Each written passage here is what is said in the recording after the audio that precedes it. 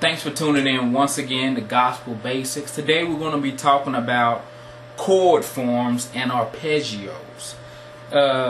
Basically a chord is three notes played simultaneously most of the time. Or harmonically, you play three notes at a time. So what we're going to do today is we're going to get right into it. We're going to talk about the C major scale, which is C,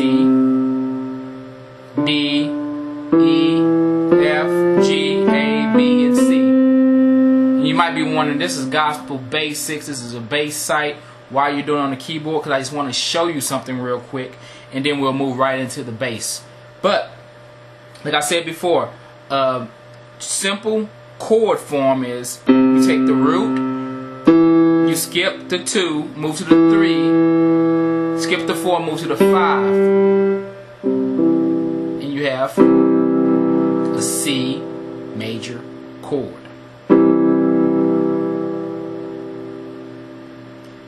But with the bass, we typically don't play chords three notes at once or harmonically. We usually play a chord melodically, where we'll play the different, I missed that key, y'all don't catch that. No, but we'll play the notes of the chord at different times or melodically, and we'll play them like that. And that's where we get our bass lines from, playing the chords one note at a time, and that's called arpeggiating the chord, or those are called arpeggios.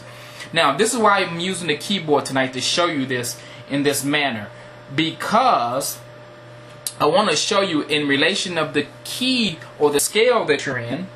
Again, we got C the 1, D is the 2, E is the 3, F is the 4, G is the 5, and so on through the scale. And we learned that in an earlier lesson.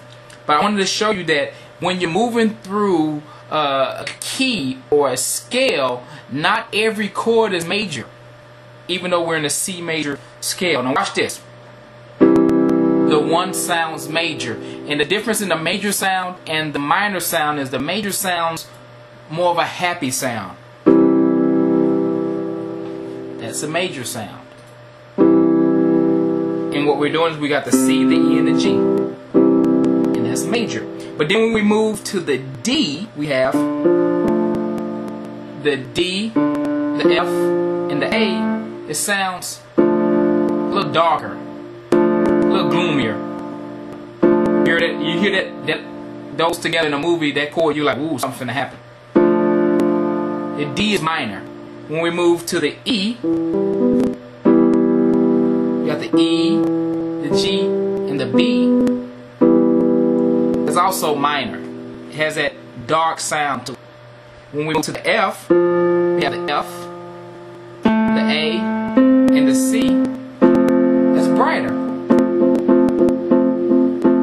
I'm happy, I'm happy, I'm happy. Okay, I'm being goofy right now. But that's, the 4 is a major. Guess what? The 5 is, you guessed it, major. The 6 is minor, and the 7 is what we call diminished. The C, major, the 1 is major, 2 minor, 3 minor, 4 major, 5 major, 6 minor, 7 diminished, and back to the 1, or the octave. And again, the chord sound.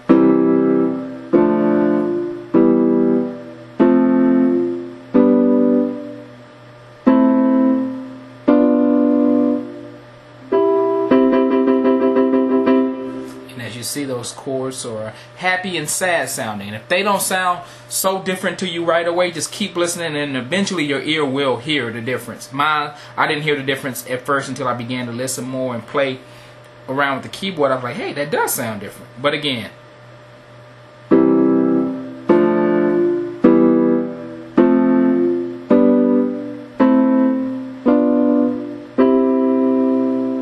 and that's moving through the scale, playing the chords.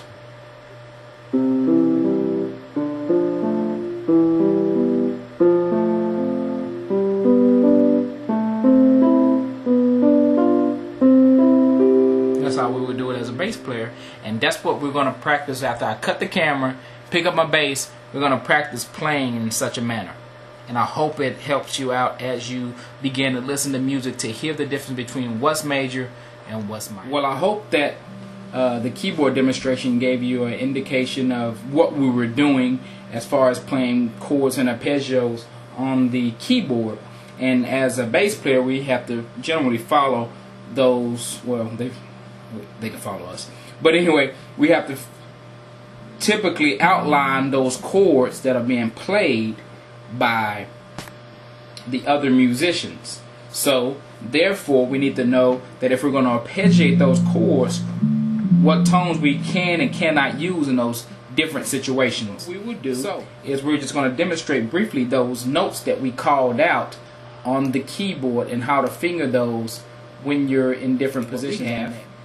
We have the C being the one. We have C, E, G, D, F, A, E, G, B. We have F, A, C. We have G, B, D. We have A, C, E. And then we have B, D, F, which is the diminished chord. And just remembering these chord shapes. We're going to put them diagrams on the website so that you can better see them and get your hands on them. But what I want y'all to begin to do is just to practice these chord shapes. And it's very good in practicing. Just like when you practice your scales, you can practice this and just go.